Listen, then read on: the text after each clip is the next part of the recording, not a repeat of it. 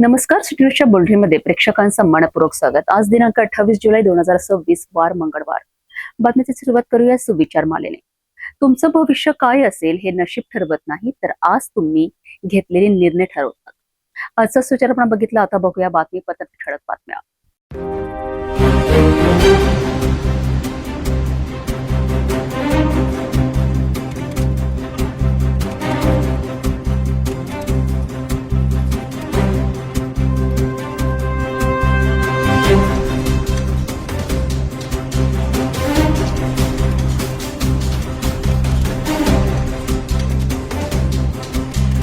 आपण ठळक बातम्या बघितला. आता घेऊया छोटासा ब्रेक. शादी और ब्याह की शुरुआत आराधना साड़ी के साथ.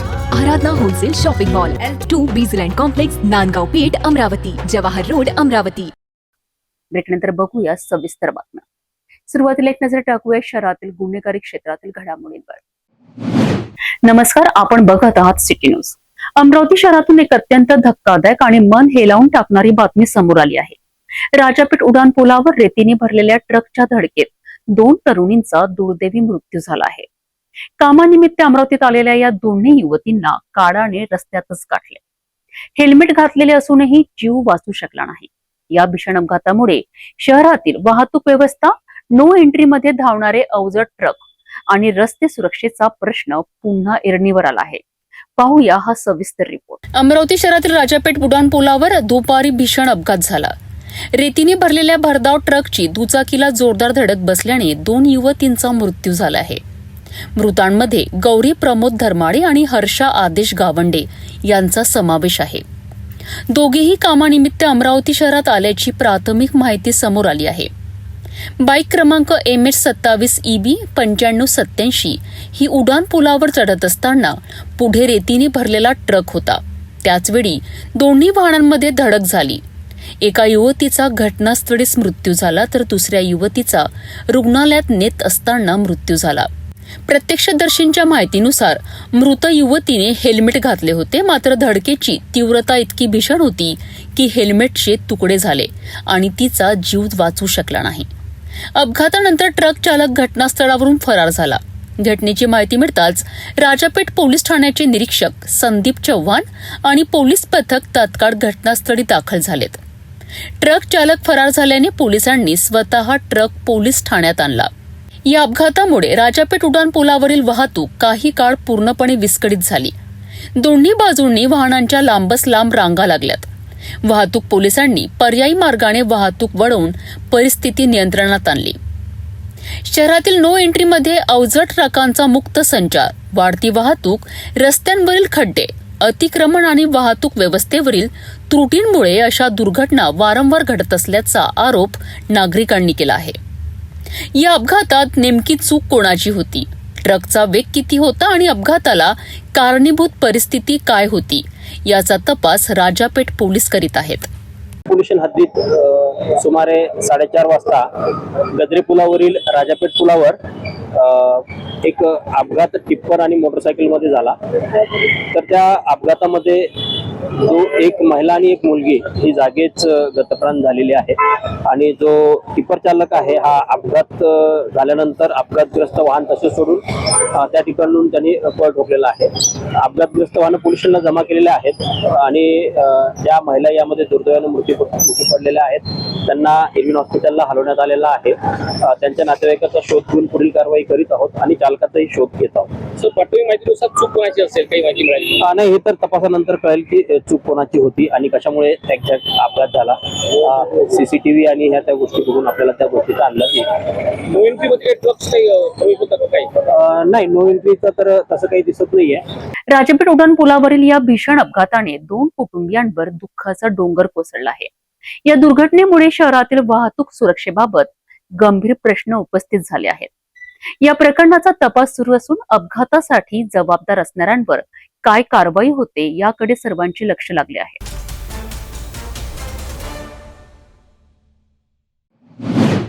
नमस्कार. आपण पाहत आहात सिटी न्यूज. अमरावती शहरात अवैध बरली मटका आणि जुगार व्यवसायावर गुन्हे शाखेने मोठी धडक कारवाई केली आहे.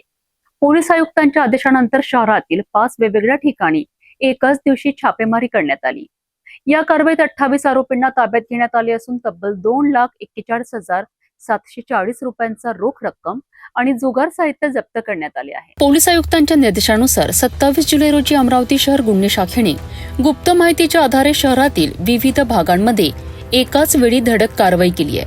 या कारवाईत अवैध वरली मटका आणि जुगार अड्ड्यांवर छापे टाकून एकूण 28 आरोपींना ताब्यात घेण्यात आले. आरोपींकडनं रोख रक्कम आणि जुगारासाठी वापरण्यात येणारे साहित्य असा एकूण 2,41,740 रुपयांचा मुद्देमाल जप्त करण्यात आलाय. सर्वात मोठी कारवाई वलगाव पोलीस ठाण्याच्या हद्दीतील साऊर गावात करण्यात आली. एका शेतातील गोठ्यामध्ये एक्का बादशाह नावाच्या हार्जितचा जुगार सुरू असल्याची माहिती मिळाल्यानंतर पोलिसांनी छापा टाकला. घटनास्थळी जुगार चालविणारे आणि खेळणारे असे एकूण 22 जण आढळून आलेत. या ठिकाणाहून तब्बल 2,33,200 रुपयांचा मुद्देमाल जप्त करण्यात आला आणि महाराष्ट्र जुगार प्रतिबंधक कायद्यानुसार गुन्हा दाखल करण्यात आलाय. याचबरोबर फ्रेजरपुरा पोलीस ठाण्याच्या हद्दीत 2 स्वतंत्र कारवाया करण्यात आल्या. सार्वजनिक ठिकाणी सुरू असलेल्या जुगार अड्ड्यांवर छापे टाकून रोख रक्कम आणि जुगार साहित्य जप्त करण्यात आले. संबंधित आरोपीवर कायदेशीर कारवाई करण्यात आली. गाडगेनगर परिसरातील सिद्धार्थनगर नवसार येथेही जुगार अड्ड्यावर कारवाई करत आरोपींकडनं रोख रक्कम आणि साहित्य जप्त करण्यात आले. तर नागपुरी गेट पोलीस ठाण्याच्या हद्दीतील अकबरनगर परिसरातही पोलिसांनी धडक कारवाई करत आरोपीला ताब्यात घेतले आणि गुन्हा नोंदविला. पोलीस आयुक्तांच्या आदेशानंतर शहरात सुरू असलेल्या अवैध वरली मटका आणि जुगार व्यवसायाविरोधात गुन्हे शाखेची ही मोठी कारवाई मानली जात असून पुढील काळात अशाच धडक मोहिमा सुरू राहणार असल्याचे संकेत पोलिसांनी दिले आहे. अमरावती शहरात अवैध जुगार आणि वरली मटका व्यवसायावर पोलिसांनी मोठा प्रहार करत 28 आरोपींना ताब्यात घेतले आहे. शहरात अशा अवैध व्यवसायांविरोधात पुढील काळातही कठोर कारवाई सुरू राहणार असल्याचे पोलिसांनी स्पष्ट केले आहे.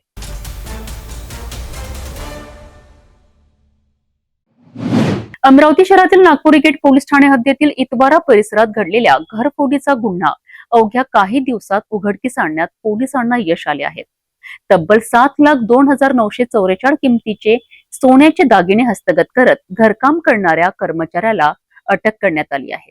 अमरावतीतील नागपुरी गेट पोलीस ठाणे हद्दीतील कडवी बाजार पोलीस चौकी परिसरात घडलेल्या घरफोडीच्या गुन्ह्याची पोलिसांनी यशस्वी उकल केली आहे. फिर्यादी हेमराज परसराम साहू वय 58 वर्ष हे इतवारा बाजार परिसरात स्वीट मार्ट हॉटेल चालवतात. त्यांच्या पत्नी अमरनाथ यात्रेला गेल्या होत्या तर मुलगा पुण्यात असल्याने घरात ते आणि त्यांची आई असे दोघेच राहत होते. 25 जुलै रोजी घराला केवळ कडी कोंडा लावून ते हॉटेलवर गेले होते. संध्याकाळी घरी परतल्यानंतर घरातील कपाटातून 16 ग्रॅम वजनाचे सोन्याचे मंगळसूत्र, 26 ग्रॅम वजनाची सोन्याची चेन आणि 4,000 रुपयांची रोकड असा एकूण 7,06,944 किमतीचा मुद्देमाल चोरीला गेल्याचे निदर्शनास आलेत. या प्रकरणी नागपुरी गेट पोलीस ठाण्यात अज्ञात आरोपी विरुद्ध गुन्हा दाखल करून तपास सुरू करण्यात आला आहे.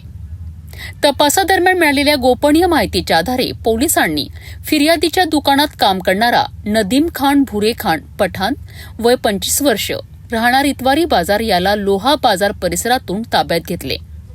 अंकझडती दरम्यान आरोपीकडनं चोरीतील सोन्याचे मंगळसूत्र जप्त करण्यात आले. पुढील चौकशीत आरोपीने गुन्ह्याची कबुली देत मालकाच्या घराची आधी रेकी करून चोरी केल्याचे सांगितले. यानंतर पोलिसांनी आरोपींकडनं चोरीतील सोन्याची चेनही जप्त केली. अशा प्रकारे चोरीस गेलेले सोन्याचे दागिने एकूण 7,02,944 किमतीचे हस्तगत करण्यात आले असून आरोपीला अटक करून पुढील तपास सुरू आहे. ही कारवाई पोलीस आयुक्त राकेश ओला, पोलीस उपायुक्त यशवंत सोळंके आणि सहाय्यक पोलीस आयुक्त निलेश ब्राह्मणे यांच्या मार्गदर्शनाखाली वरिष्ठ पोलीस निरीक्षक मनोहर कोटनाके तसेच डीबी पथकाने यशस्वीरित्या पार पाडली आहे. घरात विश्वासाने काम करणाऱ्या व्यक्तीनेच घरफोडी केल्याचे तपासात समोर आल्याने परिसरात खळबळ उडाली आहे. नागपुरी गेट पोलिसांनी तातडीने कारवाई करत चोरीचा ऐवज हस्तगत केला असून या प्रकरणाचा पुढील तपास सुरू आहे.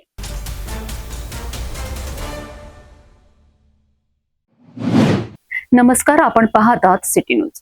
अमरावती शहर पोलिसांनी पुन्हा एकदा आपल्या उत्कृष्ट कामगिरीची छाप उमटवली आहे. हरवलेले गहाळ आणि चोरीला गेलेले तब्बल 377 मोबाईल शोधून ते त्यांच्या मूळ मालकांच्या हाती सुपूर्द करण्यात आले आहे. विशेष म्हणजे या मोबाईलची एकूण किंमत तब्बल 65,63,800 800 रुपये आहे.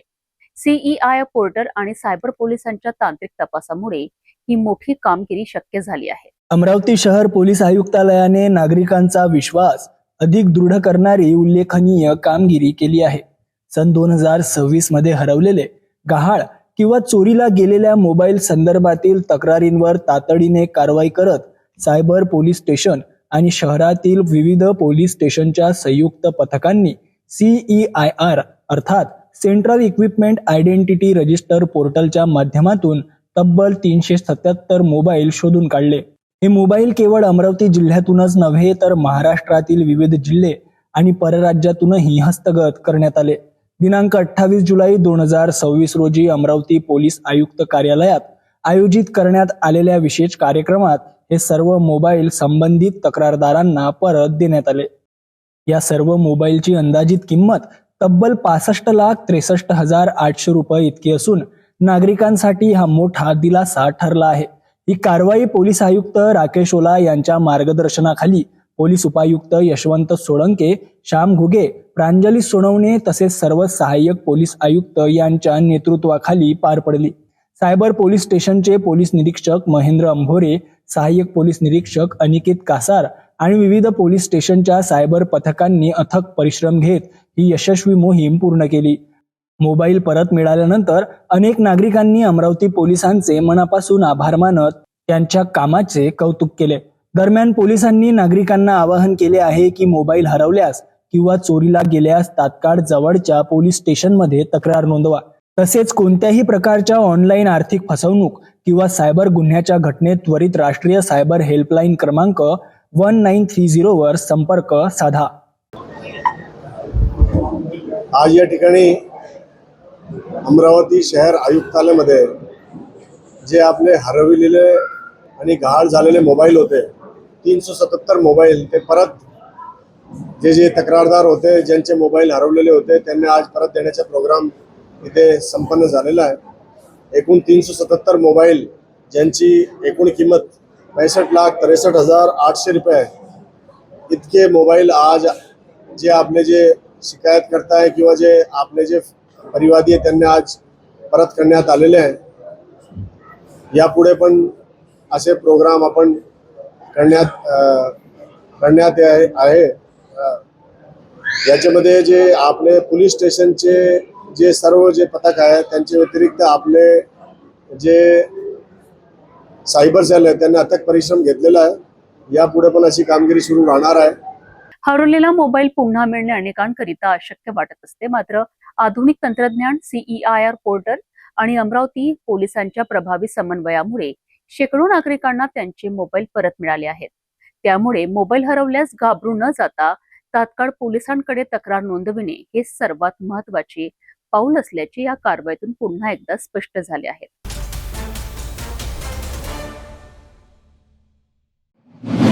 मानवी वस्तीत साप दिसला की अनेकदा भीतीचे वातावरण निर्माण होते, मात्र योग्य वेळी माहिती दिल्यास सापाचाही जीव वाचू शकतो आणि नागरिकांचीही देखील सुरक्षितता कायम राहू शकते. अशीच एक कौतुकास्पद घटना समोर आली आहे, जिथे यंग स्नेक फ्रेंड सोसायटीच्या सदस्यांनी 3 बिनविषारी दिवड सापांचे यशस्वी रेस्क्यू करत त्यांना जीवनदान दिलेत.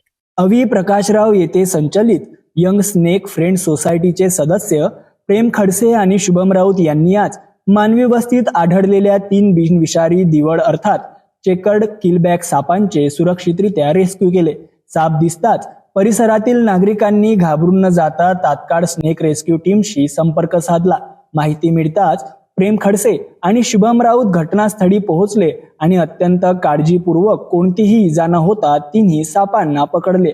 दिवड हा बिनविषारी आणि पर्यावरणासाठी उपयुक्त साप असून तो उंदीर, बेडूक आणि इतर लहान जीवांवर नियंत्रण ठेवण्याचे महत्त्वाचे काम करतो. त्यामुळे अशा सापांना मारण्याऐवजी तज्ज्ञांना माहिती देणे गरजेचे असल्याचे आवाहन यंग स्नेक फ्रेंड सोसायटीने केले आहे.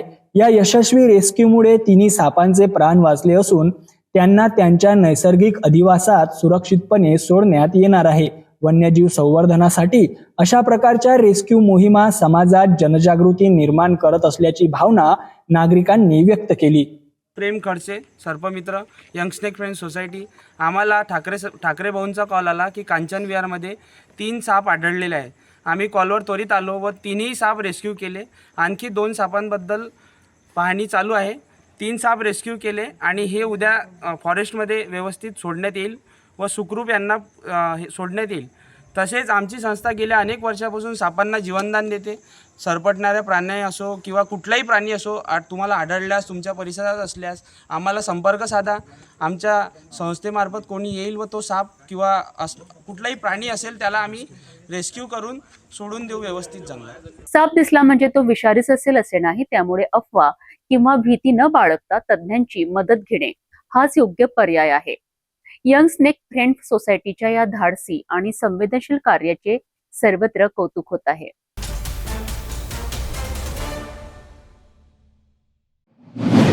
राज्य परिवहन महामंडळाच्या बसमध्ये प्रवास करणाऱ्या लाखो प्रवाशांच्या सुरक्षेबाबत मोठा प्रश्न निर्माण करणारी धक्कादायक घटना वर्धा जिल्ह्यात समोर आली आहे.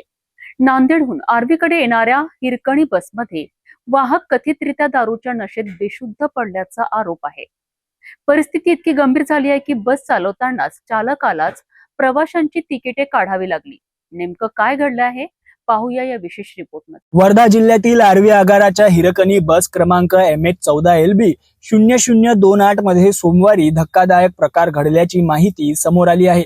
नांदेडकडून आर्वीकडे येत असताना बसचा वाहक अमोल मेश्राम हा कथितरित्या मद्यधुंद अवस्थेत बसमध्येच बेशुद्ध पडल्याचा आरोप करण्यात आला आहे. वाहक शुद्धीवर नसल्यामुळे प्रवाशांना तिकिटे देण्याची जबाबदारी चालक मंगेश गायकवाड यांच्यावर आली. एकीकडे बस सुरक्षितपणे चालवत तर दुसरीकडे प्रवाशांची तिकिटे काढत चालकाने बस आर्वी आगारात सुखरूप पोहोचवली. घटनेची माहिती मिळताच आर्वी आगार व्यवस्थापनाने तातडीने पोलिसात तक्रार दाखल केली. ठाणेदार सतीश देहणकर यांच्या मार्गदर्शनाखाली या संपूर्ण प्रकरणाचा तपास सुरू असून संबंधित घटनेची सखोल चौकशी केली जात आहे. दररोज लाखो प्रवासी ST बसमधून प्रवास करतात. अशा घटनांमुळे प्रवाशांच्या सुरक्षेबाबत गंभीर प्रश्न निर्माण झाले असून चालक आणि वाहकांची नियमित वैद्यकीय तपासणी तसेच मद्यपान चाचणी सक्तीची करण्याची मागणी आता जोर धरत आहे. ST ही सर्वसामान्यांची जीवनवाहिनी मानली जाते. मात्र अशा प्रकारच्या घटना प्रवाशांच्या सुरक्षेवर मोठे प्रश्नचिन्ह निर्माण करतात. या प्रकरणातील तपासातून नेमकं सत्य काय समोर येते आणि संबंधितांवर कोणती कारवाई होते याकडे आता सर्वांचे लक्ष लागले आहे.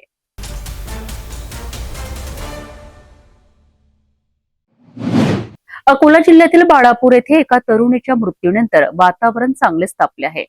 लग्नाचे आमिष दाखवून शारीरिक आणि आर्थिक शोषण केल्याचा आरोप असलेला पोलीस कर्मचारी अद्याप फरार असल्याने नागरिकांनी संताप व्यक्त करत रास्ता रोको आंदोलन केले. आरोपीला तातडीने अटक करून फास्ट ट्रॅक न्यायालयात खटला चालवण्याची मागणी करण्यात आली आहे. अकोला जिल्ह्यातील बाळापूर येथे एका तरुणीच्या मृत्यूनंतर न्यायाच्या मागणीसाठी नागरिक रस्त्यावर उतरले. मिळालेल्या माहितीनुसार बाळापूर पोलीस ठाण्यात कार्यरत असलेल्या पवन वडगावे या पोलीस कर्मचाऱ्यावर घरमालकाच्या मुलीला लग्नाचं आमिष दाखवून तिचं शारीरिक आणि आर्थिक शोषण केल्याचा आरोप आहे. आरोपीने लग्नास नकार दिल्यानंतर संबंधित तरुणीने आत्महत्येचा प्रयत्न केल्याचे सांगितले जात आहे. उपचारादरम्यान तिचा मृत्यू झाला. या घटनेनंतर आरोपी अद्याप फरार असल्याचा आरोप करत नागरिक आणि विविध राजकीय पक्षांच्या कार्यकर्त्यांनी बाळापूरमध्ये मोर्चा काढला. त्यानंतर अकोला नाका परिसरात सुमारे 1 तास रास्ता रोको आंदोलन करण्यात आलं.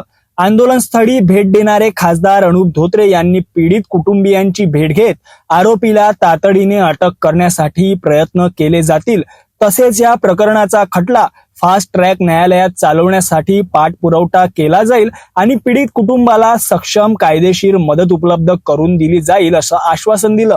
दरम्यान पोलिसांनी आरोपीच्या शोधासाठी विशेष पथके तयार केली असून फरार आरोपीला लवकरच अटक करून कायद्यानुसार कठोर कारवाई करण्यात येईल अशी माहिती देण्यात आली आहे. या प्रकरणातील आरोपांचा तपास सुरू असून अंतिम सत्य न्यायालयीन प्रक्रियेनंतर स्पष्ट होणार आहे.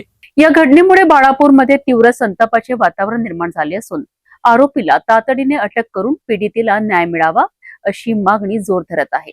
या प्रकरणातील प्रत्येक घडामोडींवर सिटी न्यूजची नजर कायम राहील.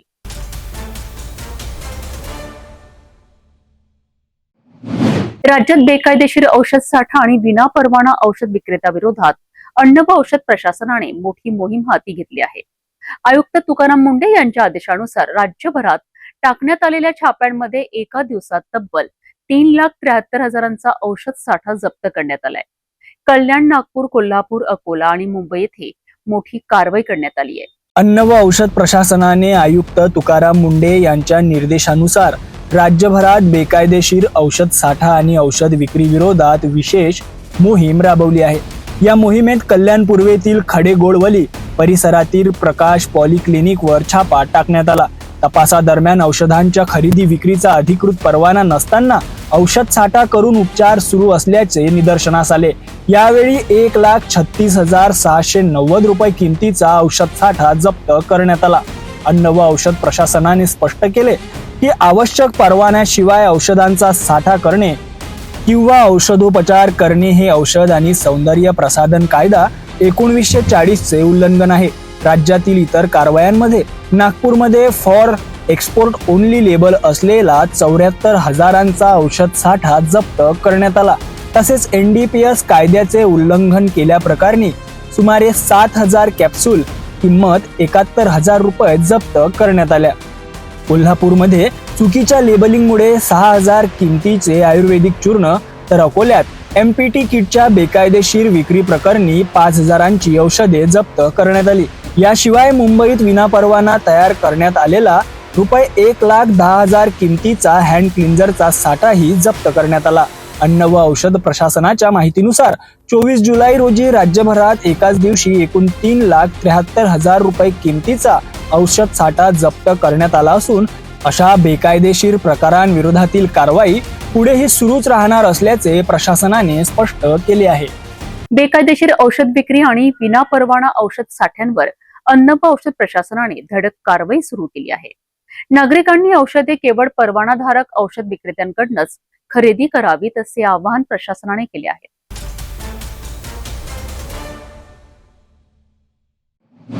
नांदेड कृषी उत्पन्न बाजार समितीतील हळदीच्या लिलावावरनं आज मोठा गोंधळ उडाला आहे. व्यापाऱ्यांकडनं संगनमत करून हळदीला कमी दर दिला जात असल्याचा आरोप करत संतप्त शेतकऱ्यांनी हळदीचा लिलाव बंद पाडलाय. यावेळी शेतकऱ्यांनी बाजार समितीच्या सभापतींना घेराव घालत जबाबही विचारला आहे. नांदेड कृषी उत्पन्न बाजार समितीमध्ये हळदीच्या लिलावादरम्यान संतप्त शेतकऱ्यांनी जोरदार आंदोलन करत लिलाव प्रक्रिया बंद पाडली आहे. शेतकऱ्यांचा आरोप आहे की NCDEX वर हळदीचा दर सुमारे 21,000 प्रति क्विंटल असताना नांदेड बाजार समितीमध्ये उच्च प्रतीच्या हळदीला केवळ 12 ते 13,000 प्रति क्विंटल असा कमी दर दिला जात आहे. व्यापारी संगनमत करून शेतकऱ्यांची आर्थिक लूट करत असल्याचा आरोप आंदोलकांनी केला आहे.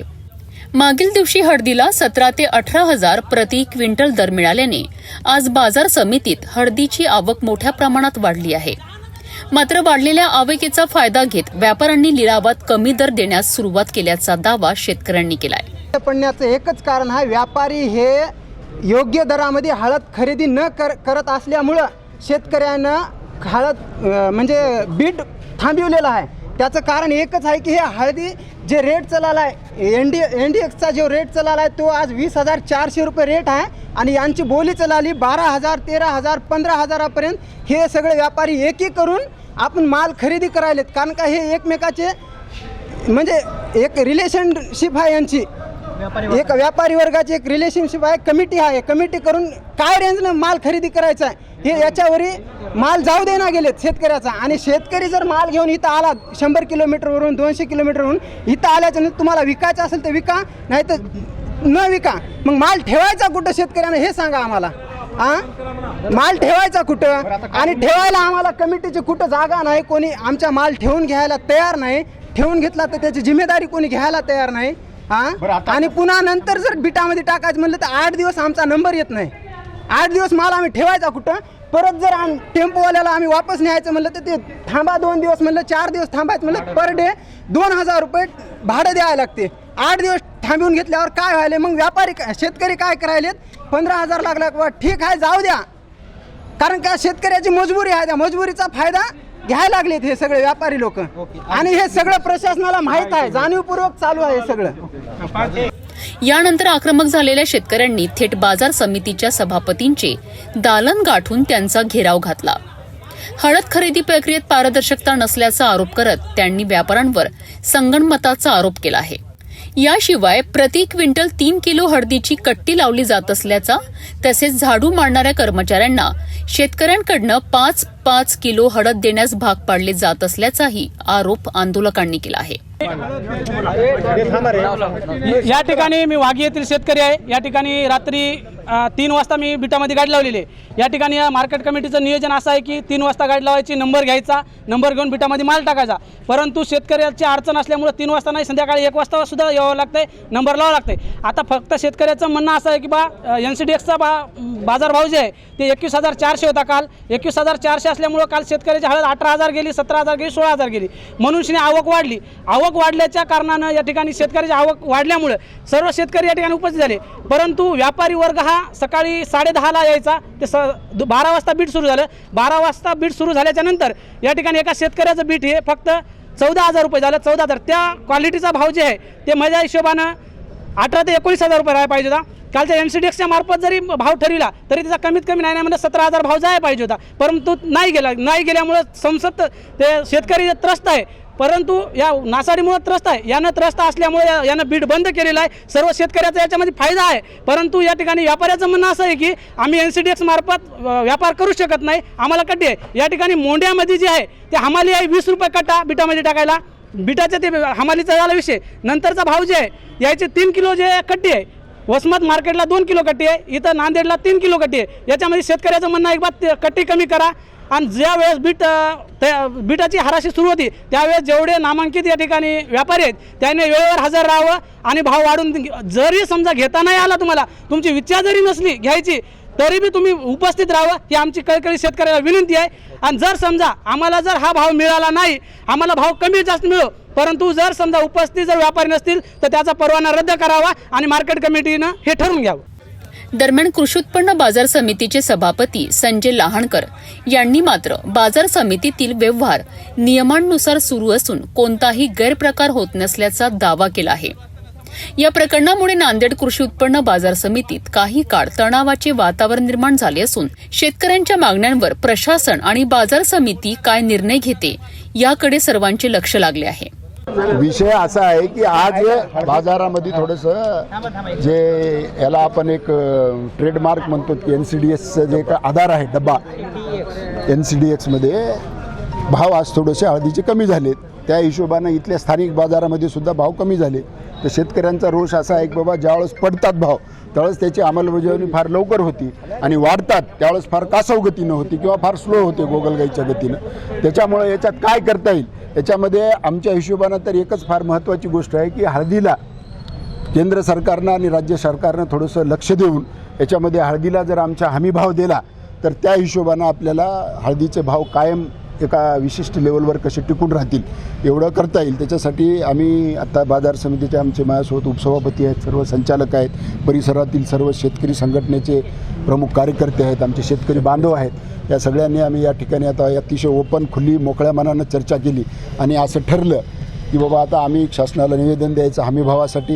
याच्याशिवाय NCDXचे भाव पडल्यानंतर अतिशय जे वेगानं त्याची उतरंड फार वेगानं होती पण जी चढाई आहे ती कमी होते. याच्यामध्ये काय करता येईल याच्यासाठी पण आम्ही वेगळी एक दक्षता कमिटी त्या ठिकाणी नेमून. आज NCDXचा भाव 20,550 आहे, मग इथे इतका कमी भाव नाही, इथं बीटच झालं नाही, इथं फक्त 2च बीट पुकारलेलं होतं. कालचा ॲव्हरेज भाव इथला 18,000 आहे. कोण आहे इथं बाजार, कालचा ॲव्हरेज भाव आपला हायेस्ट भाव काय होता कालचा 18,200 कालचा होता. आणि आजही जर शेवटपर्यंत चाललं असतं तर किमान ऐकून घ्या, शेवटी कसं आहे आपण केळी घ्यायला जातो बाजारामध्ये किंवा एखादा फ्रूट घ्यायला जातो, ज्याची प्रत चांगली असते त्याला 2 पैसे आगाव भेटतात. आणि आत्ताच तुम्ही या ठिकाणी नव्हतात की जर आपण प्रतवारी करून विकलं तर आपल्या चांगल्या मालाला 18,000 ना 19,000 भेटतात. पण जे आपला जे शिल्लक भाव शिल्लक माल असते ते बाकीचा जो 1 नंबरची प्रतवारी करून उरलेला जो 2 आणि 3 नंबरची ज्या प्रतवारीचा भाव त्याला भाव कमी लागतो आणि ॲव्हरेजमध्ये तो भाव 14-15 वरच येतो. त्याच्यापेक्षा असं हे 16-17 हजार जर शेतकऱ्याला भेटत असेल. दुसरा एक आरोप आहे व्यापारी एकमेकांना संगनमत करून ते, त्याचं कारण असं आहे की आरोप आहे त्यात बाजार समितीचा विषय असा आहे की या ठिकाणी आम्ही ओपन बोली लावल्याशिवाय भाव कुठलाही माल आम्ही सोडू देत नाही आणि शेतकऱ्याला विचारल्याशिवाय जोपर्यंत शेतकऱ्याचं मन त्याच्यावर विक्रीसाठी तयार होत नाही, त्याचं समाधान होत नाही, तोपर्यंत कुठलाही हे होत नाही. त्याच्यासाठी आम्ही वेटिंग टाईम ठेवलेला आहे. शेतकऱ्याला विचार करायला, त्याच्या भावाला विचारायला, त्याच्या घरच्या माणसाला विचारायला एक 15-20 मिनिट 30 मिनिट जोपर्यंत शेतकऱ्याचं मन होत नाही तोपर्यंत आम्ही थांबतो. एखाद वेळेस हा काळ आम्ही वाढवूनसुद्धा देतो. एवढ्यावर कसं असते माहीत आहे का, असं ज्यावेळेस प्रॉब्लेम होतात त्याच वेळेस शेतकरी आणि व्यापारी किंवा शेतकरी आणि खरेदीदार यांच्यामध्ये तंटा होते. एरवी शेतकरी आणि व्यापारी यांच्यासारखे संबंध पाहुण्या रावण्यापेक्षा चांगले राहतात. त्याचं कारण असं आहे की त्यांचे संबंध फार ह्याचे असतात, अडी अडचणीला किंवा आर्थिक ह्याच्यामध्ये ते एकमेकांना काम येणारी माणसं असतात. मालाचा मोबदला 45 दिवसानंतर मिळतो. अजिबात नाही. आपल्याकडे कंप्लेंट आहे का एखादी? कंप्लेंट नाही, पण शेतकरी जर ऐकून घ्या, जर एखाद्या शेतकऱ्याचं असेल तर आम्ही बघून घेऊत आणि लेखी अर्ज करायला हवा. त्याला 24 तासाच्या आत या ठिकाणी पैसे देणं हे शासनाचा नियम आहे. हळदीच्या दरावरून नांदेड कृषी उत्पन्न बाजार समितीत निर्माण झालेला वाद आता चांगलाच चिघळला आहे. शेतकऱ्यांचे आरोप आणि बाजार समिती प्रशासनाचा दावा यामुळे या प्रकरणाची पुढील दिशा महत्त्वाची ठरणार आहे.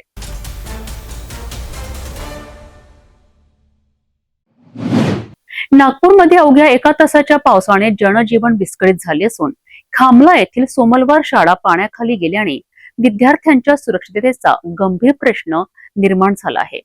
अग्निशमक दल, बस आणि ऑटो चालकांच्या मदतीने विद्यार्थ्यांची सुरक्षित सुटका करण्यात आली आहे. नागपूर शहरात अवघ्या 1 तासात झालेल्या पावसामुळे अनेक सखल भाग जलमय झाले आहे. या पावसाचा सर्वाधिक फटका खामला येथील सोमलवार शाळेला बसला आहे. शाळेच्या संपूर्ण परिसरात मोठ्या प्रमाणात पाणी साचल्याने अनेक विद्यार्थी शाळेतच अडकून पडलेत.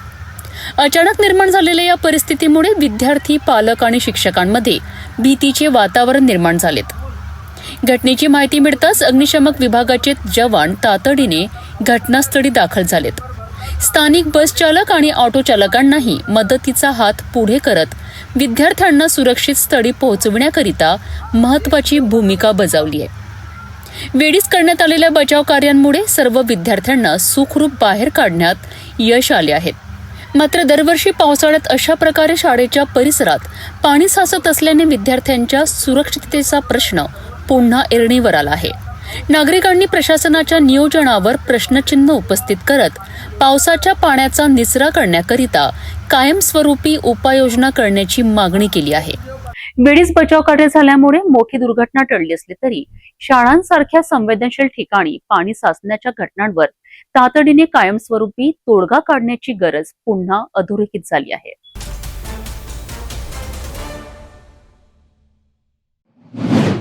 नागपूर जबलपूर राष्ट्रीय महामार्ग क्रमांक 44 वरील मनसर उडान पुलावरील खड्डा अद्यापही बुजवण्यात आलेला नाही.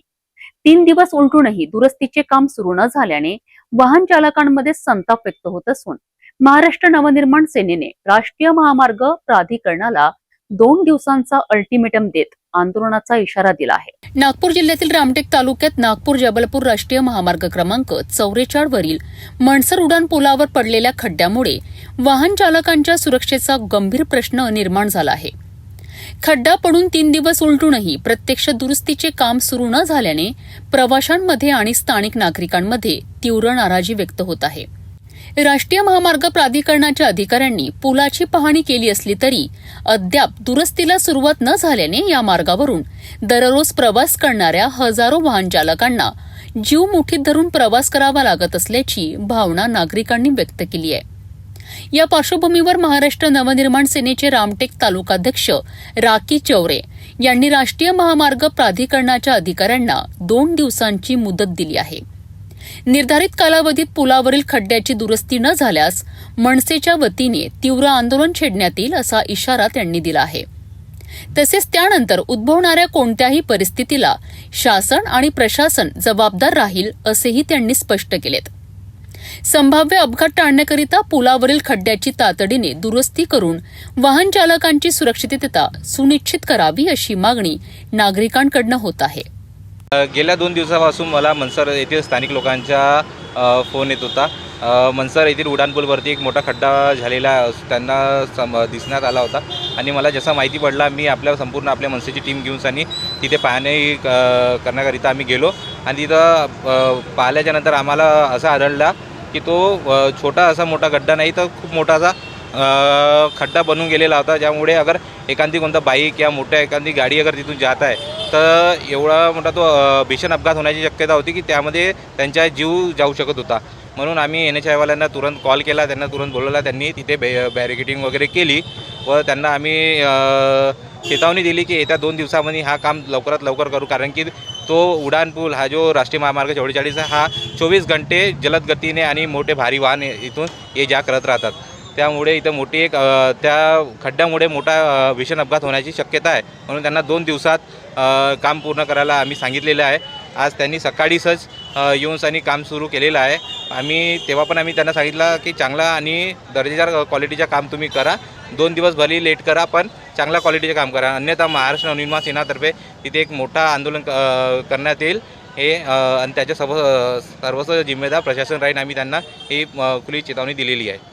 मनसर उड्डाण पुलावरील खड्ड्यांमुळे नागरिकांच्या सुरक्षेचा प्रश्न ऐरणीवर आला आहे. आता राष्ट्रीय महामार्ग प्राधिकरण पुढील 2 दिवसात काय निर्णय घेते याकडे सर्वांचे लक्ष लागले आहे.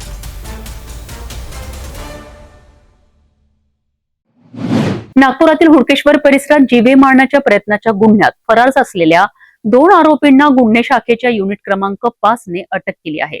यापैकी एक आरोपी तर दुसरा विधी संघर्षग्रस्त बालक असल्याची माहिती समोर आली आहे. नागपूर शहरातील हुडकेश्वर पोलीस ठाण्यात दाखल असलेल्या जीवे मारण्याच्या प्रयत्नाच्या गंभीर गुन्ह्यातील 2 फरार आरोपींना गुन्हे शाखेच्या युनिट क्रमांक 5 ने जेरबंद केले आहेत. या प्रकरणात फिर्यादी गायत्री निकेश सूर्यवंशी वय 35 वर्ष यांच्या तक्रारीवरनं हुडकेश्वर पोलीस ठाण्यात भारतीय न्याय संहितेच्या विविध कलमांसह महाराष्ट्र पोलीस कायद्यान्वये गुन्हा दाखल करण्यात आला होता. या गुन्ह्याच्या तपासादरम्यान यापूर्वी 5 आरोपींना अजनी पोलिसांनी तर 2 आरोपींना हुडकेश्वर पोलिसांनी अटक केली होती. मात्र उर्वरित आरोपींचा शोध सुरू होता. दरम्यान गुन्हे शाखा युनिट क्रमांक 5च्या पथकाला गोपनीय माहिती मिळाली की या गुन्ह्यातील 2 संशयित कोराडी मंदिर परिसरात फिरत आहेत. या माहितीच्या आधारे पोलिसांनी सापळा रचून दोघांना ताब्यात घेतले. चौकशीत एका आरोपीने आपले नाव पियुष नारायण बबेड व 19 वर्ष राहणार न्हाणेश्वर नगर अजनी असे सांगितलेत, तर दुसरा संशयित हा विधी संघर्षग्रस्त बालक असल्याचे निष्पन्न झालेत. दोघांनाही पुढील कायदेशीर कारवाईकरिता हुडकेश्वर पोलिसांच्या ताब्यात देण्यात आले असून या प्रकरणाचा पुढील तपास सुरू आहे. ही कारवाई अप्पर पोलीस आयुक्त राजेंद्र दाभाडे, पोलीस उपायुक्त दीपक अग्रवाल आणि सहाय्यक पोलीस आयुक्त वैभव जाधव यांच्या मार्गदर्शनाखाली गुन्हे शाखा युनिट क्रमांक 5चे पोलीस निरीक्षक विनायक गोले आणि त्यांच्या पथकाने यशस्वीरित्या पार पाडली आहे. गंभीर गुन्ह्यातील फरार आरोपींना अटक करण्यात नागपूर पोलिसांना आणखी एक यश मिळाले आहे. या प्रकरणाचा पुढील तपास हुडकेश्वर पोलीस करीत आहेत.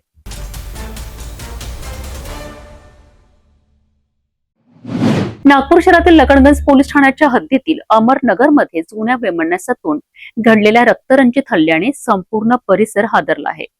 भाजी भाडेकरूने तलवार आणि चाकूने केलेल्या हल्ल्यात एका महिलेचा मृत्यू झाला असून घरमालक दाम्पत्य गंभीर जखमी झाले आहेत. आरोपीला पोलिसांनी तातडीने ताब्यात घेतले आहे. नागपूरमधील लकडगंज पोलीस ठाण्याच्या हद्दीतील अमरनगर परिसरात सकाळी सुमारे 9 वाजताच्या सुमारास एक धक्कादायक घटना घडली आहे. मिळालेल्या माहितीनुसार रोशन निलखंठ तरड या माजी भाडेकरूने जुन्या वैमनस्यातून आपल्या माजी घरमालकावर तलवार आणि चाकूने जीवघेणा हल्ला केला आहे. या हल्ल्यात धरमपाल सुदाम दाहत आणि त्यांची पत्नी वनिता धरमपाल दाहत गंभीर जखमी झालेत, तर घरात पाहुणी म्हणून आलेल्या संगीता राजू चौधरी यांचा घटनास्थळीच मृत्यू झालाय. प्राथमिक माहितीनुसार आरोपी रोशन तरड हा सुमारे वर्षभरापूर्वी काही महिने धरमपाल दाहत यांच्या घरी भाड्याने राहत होता. त्यानंतर तो राजीवनगर नागपूर येथे राहायला गेला. भाडेकरू म्हणून राहत असताना झालेल्या किरकोळ वादाचा आणि रागाचा सूड उगवत आरोपीने हा हल्ला केल्याची माहिती समोर येत आहे. हल्ल्यानंतर आरोपी घराबाहेर आला, मात्र परिसरातील काही तरुणांना पाहताच त्याने त्यांनाही धमकावलेत आणि पुन्हा घरात जाऊन दरवाजा आतून बंद करून बसला. सावधगिरी बाळगत स्थानिक तरुणांनी बाहेरून दरवाजा बंद करून आरोपीला घरातच कोंडून ठेवले. घटनेची माहिती मिळताच लकडगंज पोलिसांचे पथक घटनास्थळी दाखल झालेत. पोलिसांनी दरवाजा तोडून आरोपीला ताब्यात घेतले. या घटनेमुळे अमरनगर परिसरात भीतीचे वातावरण निर्माण झाले असून लकडगंज पोलीस प्रकरणाचा पुढील तपास करीत आहेत. हल्ल्यामागील नेमके कारण आणि इतर बाबींचा तपास सुरू आहे.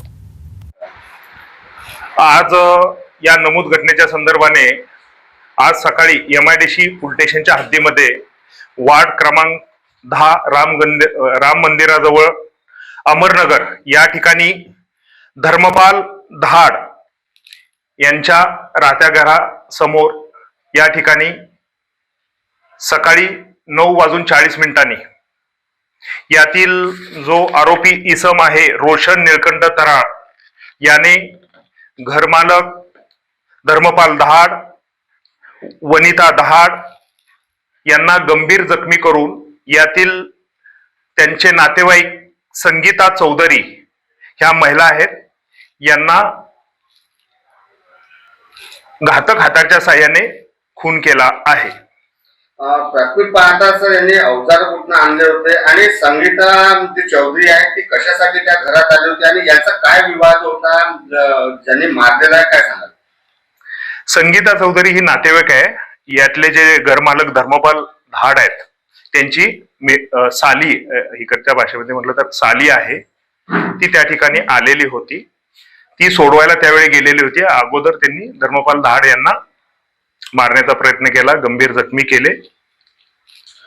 कुठल्या गुन्ह्याअंतर्गत आता यांच्यावरती कारवाई होणार आहे आणि आरोपींनी काय प्राथमिक माहिती दिली आहे याबद्दलची काय सांगा? प्राथमिक दृष्ट्याचा तपास चालवला आहे. घातक हाताच्या साह्याने खुनासारखा आणि जीवे 2 इसमांना गंभीररित्या जखमी करण्याचा गुन्हा केलेला आहे. आरोपीचा तपास चालू आहे, त्या संदर्भात पुढील कारवाई करत आहोत. सर, आरोपी पे इसके पहले के भी कोई गुना दाखिल है इस बारे में कुछ नहीं, उसका प्राइमरी बेस पे तपास चालू है. उसके बाद पूरा तपास होने के बाद एक के अलावा इसमें और भी आरोपी होने की संभावना है या एक आरोपी कितने हैं सर? आता प्राइमरी बेस तो एक का तो रोल दिख रहा है, बाकी का तपास चालू है. जुन्या वैमनस्यातून घडलेल्या या हल्ल्यामुळे नागपुरात खळबळ उडाली असून आरोपी पोलिसांच्या ताब्यात आहे. या प्रकरणाचा सखोल तपास सुरू आहे. या प्रकरणातील पुढील प्रत्येक घडामोडींवर सिटी न्यूजचे लक्ष आहे.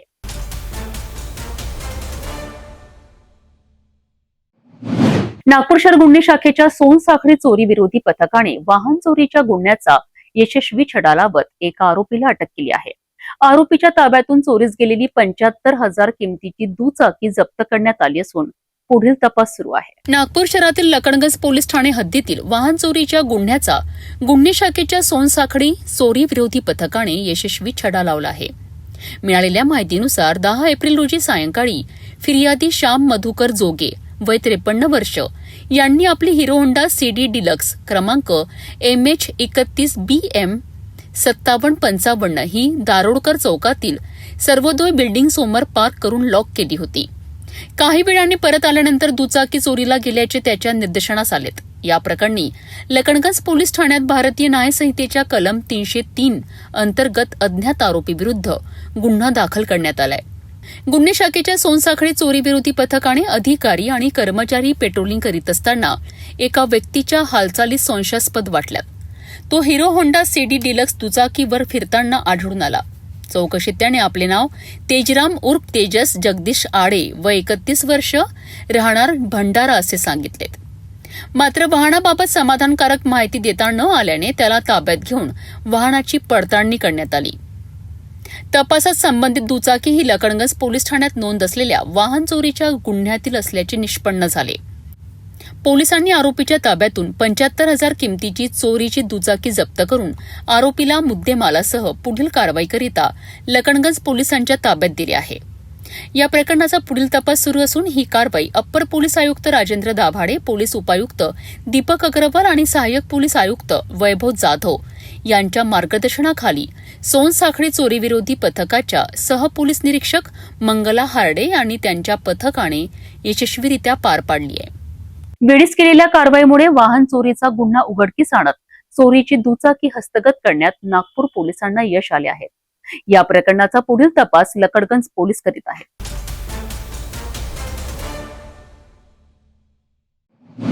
ठाणे जिल्ह्यातील उल्हासनगरमध्ये आईनेच आपल्या 19 वर्षीय मुलीची हत्या केल्याची धक्कादायक घटना समोर आली आहे. मुलीच्या प्रेमसंबंधांना विरोध असल्याच्या पार्श्वभूमीवर झालेल्या वादातून ही घटना घडल्याचा प्राथमिक संशय पोलिसांनी व्यक्त केला आहे.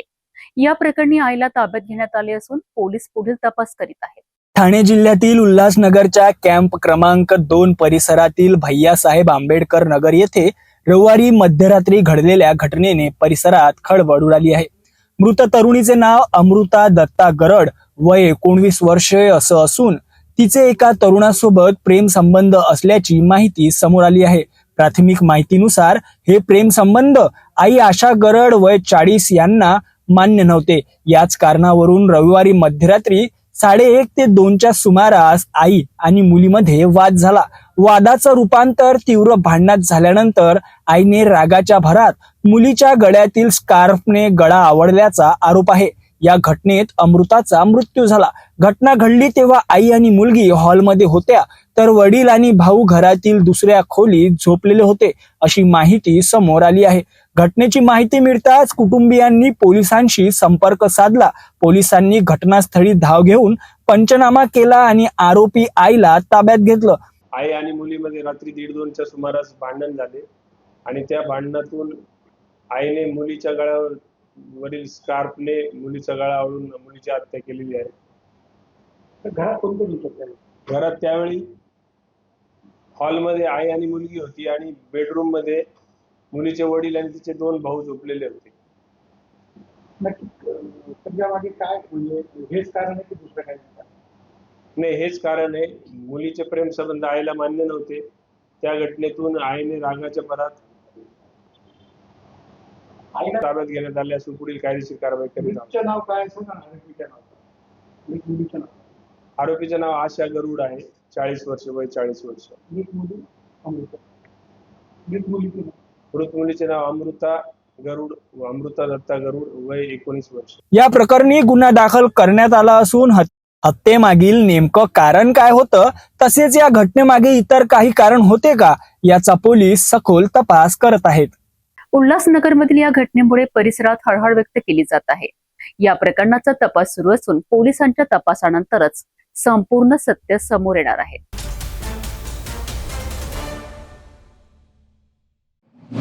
नागपूर जबलपूर राष्ट्रीय महामार्गावर भरधाव वाहनाच्या धडकेत एका नर बिबट्याचा मृत्यू झाल्याची धक्कादायक घटना समोर आली आहे.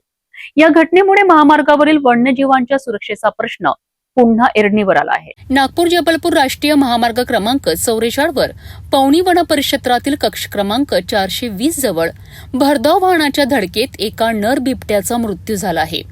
ही घटना 27 जुलै रोजी रात्री सुमारे 11:30 वाजताच्या सुमारास घडली. प्राथमिक माहितीनुसार मृत बिबट्या अंदाजे 2 ते 3 वर्षाचा होता. वाहनाच्या जोरदार धडकेमुळे त्याच्या शरीरावर गंभीर दुखापती झाल्या आणि त्याचा घटनास्थळीच मृत्यू झाला. घटनेची माहिती मिळताच पवनी प्रादेशिक तसेच पवनी FDCM वनपरिक्षेत्रातील अधिकारी आणि कर्मचारी तातडीने घटनास्थळी दाखल झालेत. त्यानंतर 28 जुलै रोजी पवनी विक्री आगार येथे राष्ट्रीय व्याघ्र संवर्धन प्राधिकरण अर्थात NTCAच्या मानक कार्यप्रणालीनुसार आवश्यक सर्व प्रक्रिया पूर्ण करण्यात आली आहे. या कार्यवाही दरम्यान अजिंक्य भटकर मानद वन्यजीव रक्षक, मंदार पिंगळे NTCA व सातपुडा फाउंडेशनचे प्रतिनिधी तसेच डॉक्टर सुजित कोलखांद, पशुवैद्यकीय अधिकारी, गोरेवाडा प्राणी संग्रहालय उपस्थित होते. याशिवाय प्रादेशिक व्यवस्थापक US सावंत, विभागीय व्यवस्थापक AR घाटेकर, वनपरिक्षेत्र अधिकारी गजानन केंद्रे, गौरव पाटील आणि इतर कर्मचाऱ्यांनीही कार्यवाहीत सहभाग घेतला. या प्रकरणाचा पुढील तपास सहाय्यक व्यवस्थापक ST राठोड यांच्या मार्गदर्शनाखाली सुरू असून या घटनेमुळे राष्ट्रीय महामार्गावर वन्य प्राण्यांच्या सुरक्षेसाठी अधिक प्रभावी उपाययोजना करण्याची मागणी पुन्हा जोर धरू लागली आहे. नागपूर जबलपूर महामार्गावरील या घटनेने वन्यजीव संरक्षणासमोरील आव्हाने पुन्हा अधोरेखित केली आहे. महामार्गावर वन्य प्राण्यांच्या सुरक्षित हालचालींकरिता आवश्यक उपाययोजना करण्याची मागणी आता अधिक तीव्र होत आहे. जाता जाता पुन्हा एकदाच्या ठळक बातम्या.